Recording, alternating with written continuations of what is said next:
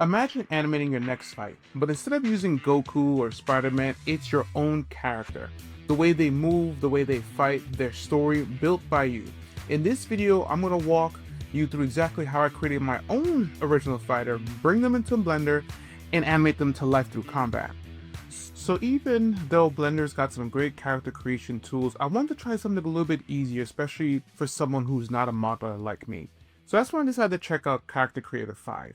Huge thanks to Reallusion for sponsoring this video and letting me try Character Creator 5. And at first glance, this layout does look super clean, but it could be a little intimidating with all of the different icons here. But once you start playing around with it, it's actually really straightforward.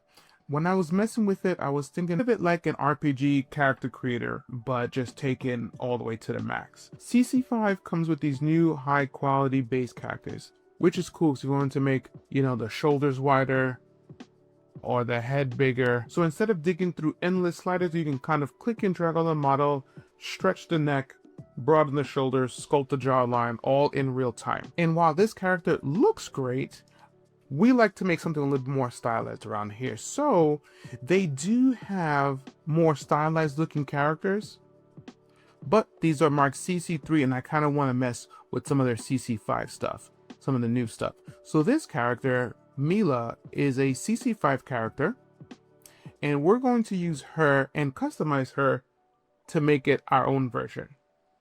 Now, she looks pretty good as a base mesh, and I really like the detail in the clothes here. But we want to change her up so she can look a little bit more like a fighter. You can really change and click and drag any outfit that you have access to that you can put onto the character. So say we want to change her pants, we can just double click and it'll automatically adjust to the character. If we want to put glasses on the character, you'll see it'll just kind of pop into place here, which is really, really cool.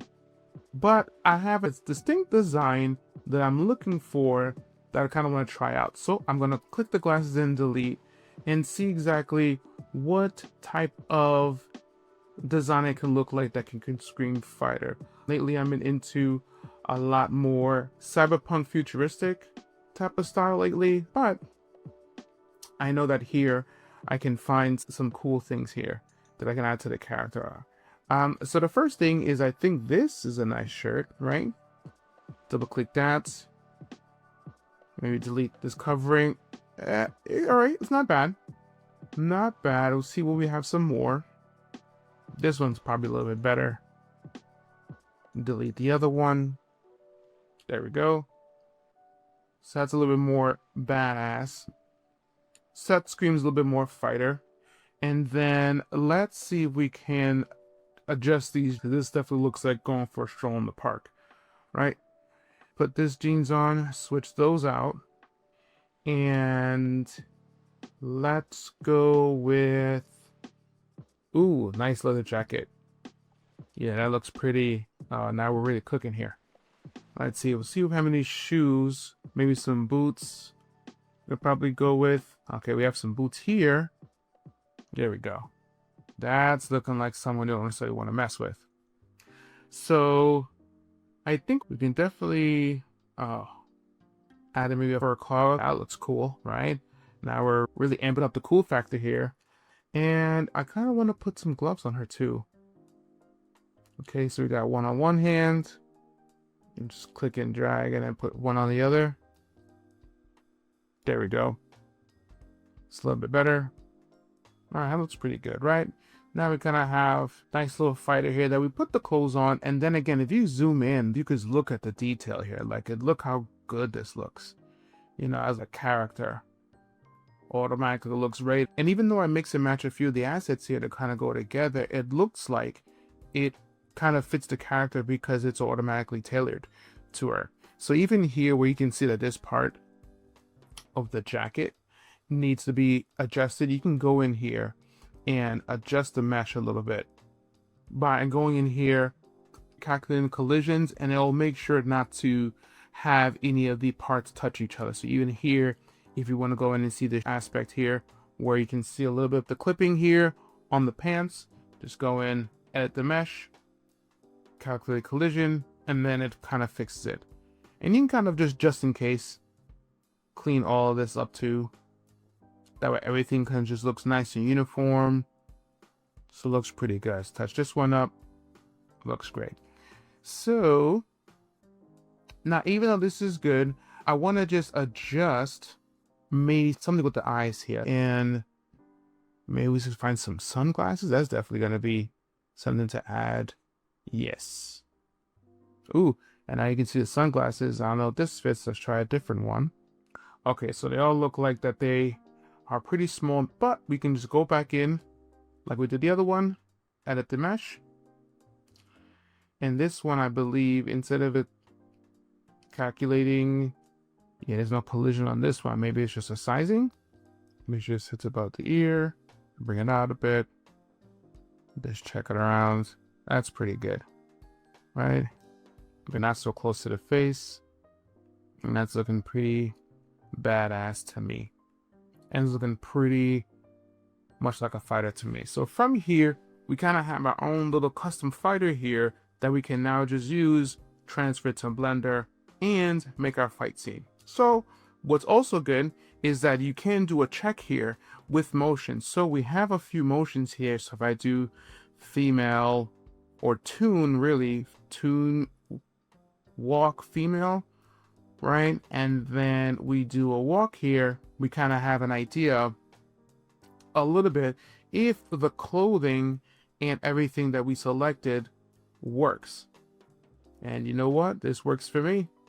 You know, I'm not too concerned about the hair. The hair kind of has like a little mind of its own, but I know that when we animate it, we're going to be doing our own thing. So that's pretty cool. And you can keep changing it. And it's a great way to kind of also see how, if you want to do a facial rig check, you can kind of see range of expression to see what facial features automatically come with the model. So you can check in here and press play.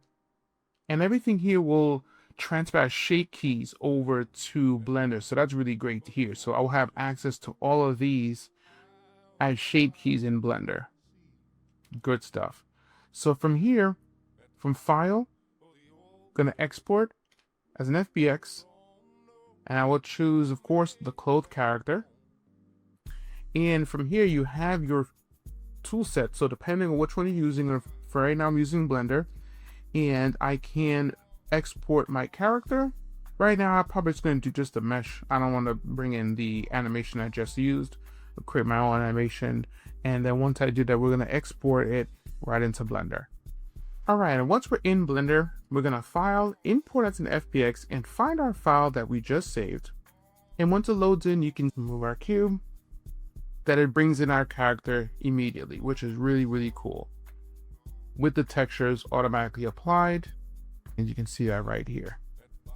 So from here, as far as rigging it is concerned, I have my Auto Rig Pro plugin that I use to rig the characters, which is pretty easy for me to go ahead and automatically just put controls on something that already has a rig.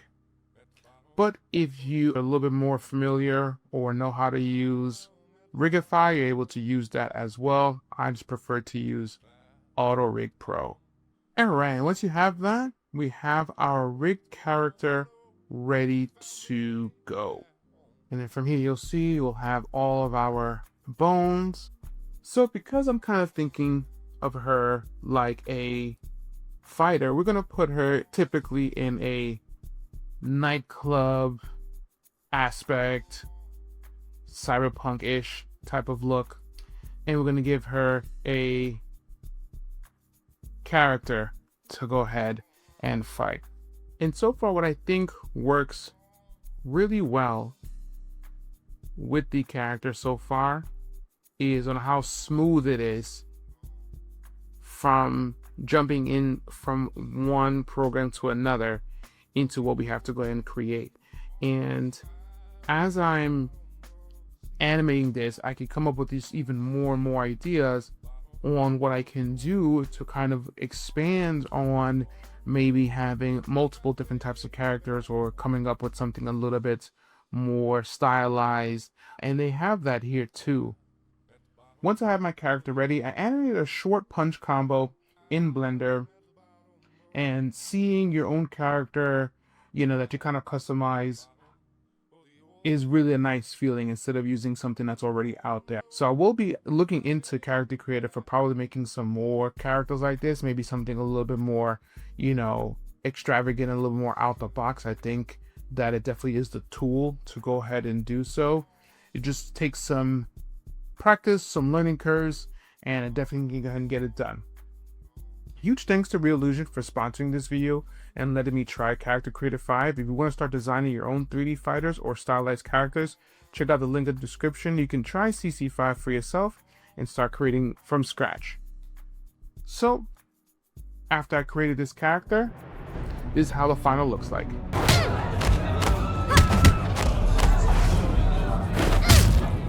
If you like this kind of animation, in the next video, I'm going to go over how to animate impact so you can make sure that your hits are landing and make them feel like they hurt. Thank you guys for checking out this video, and I'll see you guys in the next one.